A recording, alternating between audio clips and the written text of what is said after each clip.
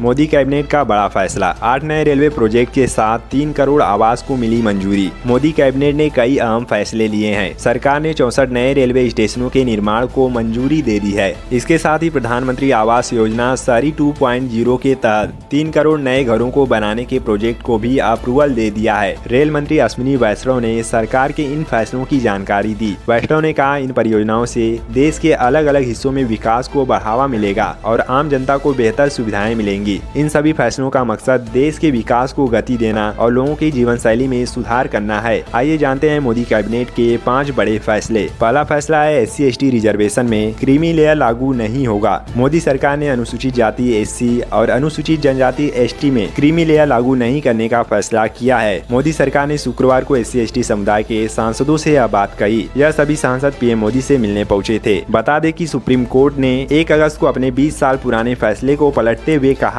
कि अब राज्य सरकारें SC/ST के लिए आरक्षण में उप कोटा बना सकेंगी। 7 न्यायाधीशों की बेंच में शामिल जस्टिस BR गवई ने कहा कि राज्य सरकारों को SC/ST में क्रीमी लेयर की पहचान करनी चाहिए। इसके बाद से इसे लेकर चिंता जाहिर की जा रही थी। मोदी सरकार का दूसरा फैसला रेलवे परियोजनाओं को लेकर हुआ है। कैबिनेट ने 8 नई रेलवे परियोजनाओं को मंजूरी दी है, जिन पर लगभग 24,657 करोड़ रुपए खर्च होंगे। इन परियोजनाओं के तहत 64 नए स्टेशन बनाए जाएंगे, जो 7 राज्यों के 14 जिलों को कवर करेंगे। यह परियोजना 2030 से 2031 तक पूरी होने की उम्मीद है। इन स्टेशनों के बनने से 510 गाँवों और लगभग 40 लाख लोगों को बेहतर कनेक्टिविटी मिलेगी। इसके अलावा इन परियोजनाओं से कृषि उत्पादों और अन्य जरूरी चीजों के ट्रांसपोर्टेशन में भी सुधार होगा। इस नए प्रोजेक्ट में 7 राज्यों के 14 जिलों को कवर किया जाएगा, जिसमें ओडिशा, महाराष्ट्र, आंध्र प्रदेश, झारखंड, बिहार, तेलंगाना और पश्चिम बंगाल शामिल हैं। तीसरा बड़ा फैसला आवास योजना को लेकर किया गया है। कैबिनेट ने घर की जरूरत पूरी करने के लिए प्रधानमंत्री आवास योजना शहरी 2.0 योजना को मंजूरी दे दी है। इसके तहत 3,60,000 करोड़ रुपए की लागत से 3 करोड़ नए घर शहरी और ग्रामीण क्षेत्रों में बनाए जाएंगे। 2 करोड़ घर ग्रामीण क्षेत्रों में और 1 करोड़ घर शहरी क्षेत्रों में बनाए जाएंगे। इस योजना का उद्देश्य आर्थिक रूप से कमजोर वर्गों EWS, निम्न आय वर्ग LIG और मध्यम आय वर्ग MIG के परिवारों को सस्ती कीमतों पर घर उपलब्ध कराना है।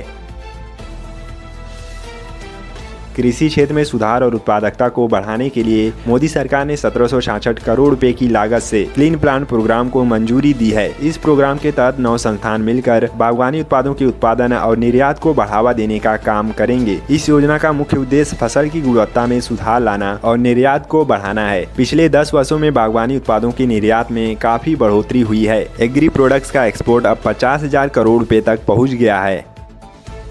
मोदी कैबिनेट ने एथेनॉल ब्लेंडिंग कार्यक्रम के विस्तार को भी मंजूरी दी है। इस योजना के तहत 1969 करोड़ रुपए खर्च किए जाएंगे। इस कार्यक्रम का उद्देश्य पेट्रोल में एथेनॉल की मात्रा को बढ़ाना है, जिससे तेल आयात पर निर्भरता कम हो सके। 10 साल पहले जहां एथेनॉल की मात्रा 1.5% थी, वहीं अब इसे बढ़ाकर 16% कर दिया गया है। यह कार्यक्रम पर्यावरण के लिए भी फायदेमंद है और इससे ग्रीन हाउस गैसों के उत्सर्जन में भी कमी आएगी।